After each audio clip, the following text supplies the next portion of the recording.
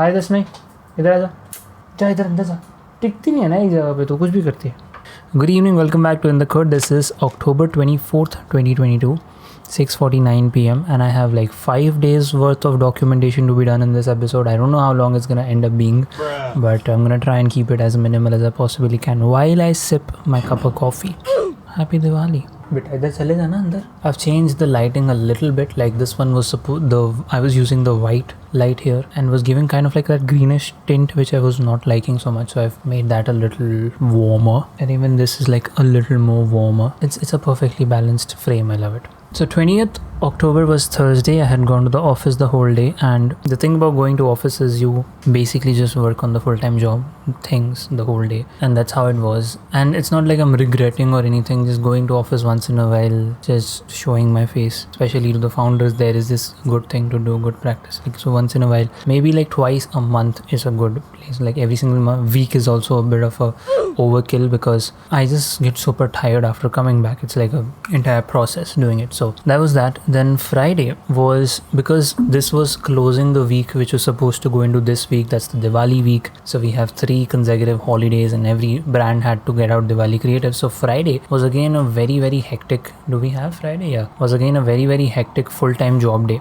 Okay, woke up at 6:30, snowy, took snowy down, protein, and then I slept. 11 resuming full-time job stuff, 2 character animation vids. I ended up making 3 character animation videos on Friday. Along with that, I also made the changes to Tata AIG video. So quite a few things I did on Friday. Those character animations turned out to be amazing. Used Duik in every single one. Small things I've learned. Inside After Effects, there's a beautiful feature in the project window, simply type missing, and After Effects filters out the missing footage, fonts, etc. from only those comps that have an issue. Very helpful when transferring projects across devices. I learned this on Thursday, so I just wrote it down here. For instance, is not sticking to the ice cream surface problem. Turns out if you just X the collision property, apply it again, sort of works kind of like a hit and miss strategy. Figure out why the particles is not showing on hitting render to frame. Inside particle, there's a cache tab. Which brings me to the point that yesterday night, I uploaded the Magnum render and it's gone super well. And finally, it took like almost 3 weeks, and I will get to that because that was the core of what I did yesterday and today. So I'll get to that. Why am I in cubic world? There's a toggle up until now. Probably remove it from the sample. This is how Friday was. Now Saturday. Woke up at 6 a.m. Everything was like how it should have happened. Unexpected 3D project. There was a last minute Diwali concept for a brand. I'm not going to take the name. They said that the chocolate splash is not working, and that chocolate splash, finding a stock footage for that, it was just not going to work out. So I thought, let me take this challenge up, and I made an entire 3D animation right from modeling and everything and texturing everything, like putting the brand stuff on that bottle and everything within a day. And I rendered it out in Eevee and sent it, but it just got rejected by the client, probably because of how the liquid splash was looking. I'm gonna go ahead, right? I'm taking a few liberties here. I'm gonna go ahead and show a render that I made. This is that render, if I can find where VLC is. Okay, so I'm gonna just mute this just in case it's playing for whatever reason. This is how it comes in.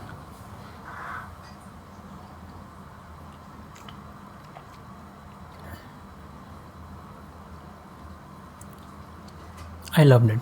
I was very happy at the result. Like, there was a hit and miss chance that the client won't like it or won't get approved, but I really loved the way this turned out. Like complete 3D animation and the liquid simulation. It's interacting with the bottom of the domain. There's outside the window, there's firecrackers. When the liquid does come up, the cap is interacting with the liquid as it's supposed to. So regardless, it's never been my concern of whether something gets through or not with the client, however it is. My concern has always been, have I enjoyed the process or not? And making this video's process, I enjoyed so much. It's almost like those instances where I go into the flow and I don't know what's happening around me. I'm just laser focused on making this one thing. And if I can pull off a 12-second or video of this sort in a matter of a day, I'm on track. I can pretty much make anything I want inside 3D now, and that's why I was like very grateful that day to have figured this out. From this project itself, there are a few things that I learned. How to add a background image in render. It is a full process using Compositor. I don't want to open it up Blender and show it because the videos become a little too long, but it's in the small things I've learned tab. So at some point in future, I will go through it and like make a video on it in a short format. The first thing you want to do is inside your camera, you want to add a background image. okay, and then that background image you want to go into compositor, and inside compositor you want to have a curve alpha or something, mix alpha something, and then the render layer into the bottom one, that on the top, and then it works. It's a process. I will just maybe make a video about it. Inside graph editor, modifiers tab won't show up. In the dope sheet, hold down object transform and select particularly X location or any other property, and then modifiers become visible. Now one beautiful thing you see is when the bottle slides in here, just get rid of this, the bottle slides in here, it stops here, and after this the noise starts. So I've just added like a bit of noise for that wiggle, and it's so beautiful because you can define the start range and the end range of that noise, so it doesn't have to keep wiggling from the beginning. It just comes in here and wiggles and then stops, and then wow, voila. The only thing I think did not work out is probably the chocolate. But one more thing you see is that there's a rim light here, an orange color rim light, pretty much like this, and that just adds that touch, like that finesse of amazing. Even this table here is a cube with like wood texture on it. I love this video. When doing the disable render viewport trick, it's often helpful to use the auto keying feature, but otherwise it makes things rather complicated. That was the entirety of Saturday. Now let me come to Sunday, which is yesterday. Woke up at 9 because of course Sunday. It took snowy down. I put the Magnum blender to render. Since the timeline is at 60 FPS, it's a 30-second video. Render time is significantly slower, plus there are volumetric simulations involved as well. Regardless, should be in position to roll out this project today. I will actually show you for context, because then this will build up our documentation of the Magnum render. So Magnum here, if I go into renders, the blender renders, the first render that I made yesterday was, I think, this one. If I just play it here, this was the first render I did, and this render took, I think, approximately 2.5 to 3 hours inside EV, because as I said, it's a 60 FPS timeline at 33 seconds, so way too many frames were happening. So there were a few problems with this render. I will get to that. I'll just quickly play this though. The chocolate's coming in. Just play it at 1.5, so I don't want to take forever. Yep, you see there was the emitter there.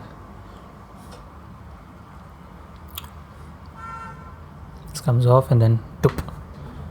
Weird, right? So a few points that I noted which were not working with this first render I did yesterday. Compositor curve needs to be removed, because this is like right out of the blender render. This is way too contrasty. Like I want to be able to have that fine control of color inside Premiere or DaVinci. I don't use DaVinci as much, but Premiere. So like it shouldn't be like embedded into it, because if I want to reduce the contrast here, there's like it's kind of like a picture clicked in auto, if you will. Like it's a weird analogy, because we're not even exporting in log, but you get the point some way. The compositor curve needs to be removed, it's too strong. The emitter shows, I pointed that out. Speed of falling almonds to be slowed, was falling way too fast. Speed of fog going up to be slowed. Like this definitely I noticed is the fog is going up way too fast, almost like it's almost like there's some noise or glitch happening, instead of there being an actual fog and the entire thing being in like an ice chamber or something. Ice cream should first tilt and then the bite out. The simultaneous tilt and bite out looks a bit weird, and I think I did point that at the very end. You see here, it was just going down, play normal. It was just going down and simultaneously there was the bite happening, which is weird. So I would like first tilt it towards the viewer or the camera and then have the bite coming in. On 60 FPS blender render, first run through all the frames to check if there's some random glitch which keeps happening, right? If you see this here, and actually in this thumbnail you can see that point, that there's this one frame, I don't know why, but it has that blue color light in it, which was like problematic. It was just glitching. Yep, I just missed it, and I don't think in VLC you can go one frame behind. But regardless, I fixed that in Premiere using I just removed that frame altogether. I did a bit of sound design here, color correction, and we were good to go. That was the entirety of yesterday. I uploaded it yesterday. Now today is like kind of productive, because I woke up at 6:15. Now this is a decision I've taken, is I'm going to be off WhatsApp for 3 days. Excited, looking forward. The thing with WhatsApp is basically my work place now, because all of my work happens through WhatsApp. The entire full-time job thing is operating through WhatsApp. So 3-day leave from office, I'm pretty much not gonna get any messages on WhatsApp because there is no work.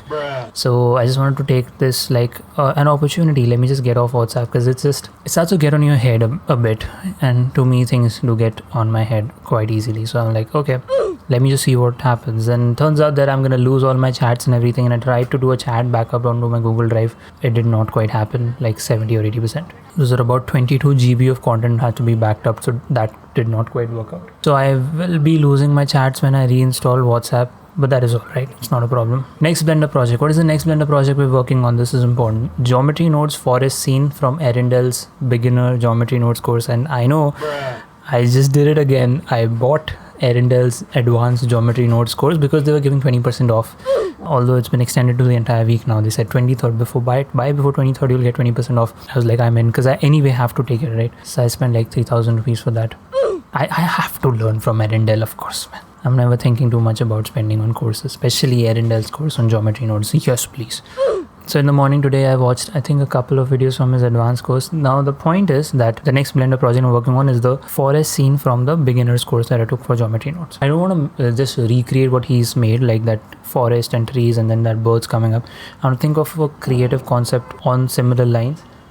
Kuch nahi beta, kuch nahi. But a little different, and then I will put it up and just credit Arundel. Thank you so much for all this effort you've put in. Anyway, 2 p.m. I'm working on the Magnum ice cream documentation. Starting to feel a bit of anxiousness for not having checked WhatsApp. It's almost like there can be some messages which I'm not receiving, but this is a great exercise. Helps me stay detached from the idea of myself and the false notion that I'm important, which is not the case. Let's see how the days go. Things should turn out better tomorrow, I guess, question mark. Magnum liked the reel. Yeah, this is a good thing. Magnum, I tagged Magnum and the official account, I think they have like 300k followers or something, and they liked it, so it's probably good, which is why they liked it. So done with the very detailed breakdown of the project. 11 points. Wow, these. Now this is one thing that I worked on today morning. Blender 3D project documentation, Magnum ice cream. Now 11 points, and they're all very detailed. So liquid simulation, APIC, domain in and out. There are a ton of points here about liquid simulation that I learned. Sculpting custom alpha pattern brushes, CG boost. So preparing the mesh, then creating the brush texture using Photoshop Materialize, bringing the brush into the draw brush inside Blender. It's an entire process. Then texture painting, UVs, materials, again CG boost. Thank you so much. Is an awesome way. There's an entire process how you texture paint an image onto the mesh, and this is what I even used for that Saturday render that I did in a single day, because I did not quite have the packaging to UV unwrap the model in that perfect way. But doesn't matter, texture painting does an awesome job in itself, so like you just might as well do that only.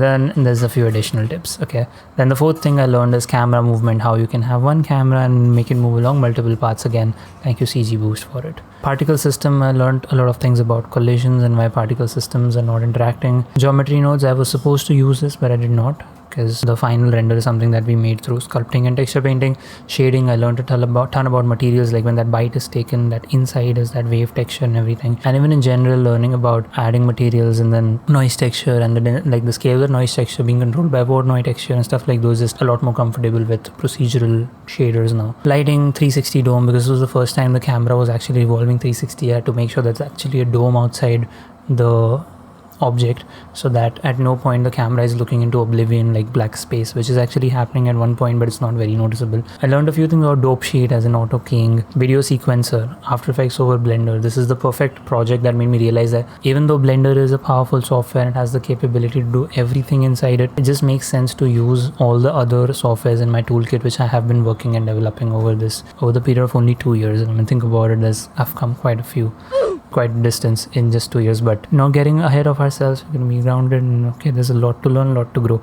So I'm just going to use After Effects for the music part, because the sequencer and the timeline do not work at the same. It's a messed up thing. So the markers and everything for transitions and beats, put it inside After Effects, know what the frame numbers are, go into Blender, do your animations there, video sequencer. Volumetrics fog, basically this is achieved in the shader editor. What I was struggling was I couldn't have that thing happen, but the reason is I was trying to apply it to the outside dome, which was actually a plane, and the faces were extruded. You just want to have a cube and then do it to that, and if it's still not working, just flip the normals and it will probably work out. And then in the shader here, can you zoom in here? If you just take this black from left to right, it's the density or how thick or how visible the fog is that can be controlled. Okay, that's quite a mouthful. Then after that, 1537 beginnings dad's work, and since then I was just working on dad's work. There's quite a few things I have to do with dad's work. I have even written a to-do list. So 20 episodes for show 1, 140 episodes for show 1. I have to basically log 160 episodes of show 1 into the new Start Plus system. That is what I'm going to be working on primarily tomorrow and day after. I need to have a major chunk of this done before the normal sea of life starts, if you will. That's one thing. And then again for show 3, This is making, which is, let's say, later, 90 episodes, but 160 is the first concern, and this 55 is also the same like that for show 3. So we're close to hitting 20 minutes, but I knew that's gonna happen because it's like a 5-day documentation. Apart from that, I've been going to the gym. I went 5 days a week last week, and everything is on track. I'm starting to feel better about my physique. Doing push-pull leg twice. Unfortunately, today, tomorrow, day after, the gym is closed because of Diwali holidays or whatever. So I'll figure what has to be done about. Today we're not exercising anyway because it's Diwali, and me puja and everything in the office, so that's all right. Tomorrow, day after, I'll probably figure maybe we could just go for a run again. Who doesn't love running? In other news, I did take my Sony MX-1000, I still don't know the name, 1000 MX4 headphone for the run yesterday, and boy, it was something else. I have never had such an immersive running experience in my life, because obviously noise cancelling headphones and like beautiful music, and I was just into that run. I'm going to take that for every one of mine. I'm even thinking to take it for my workouts in the gym. We'll see how that goes. Thanks so much for being in the Khud. I will catch you tomorrow. Peace.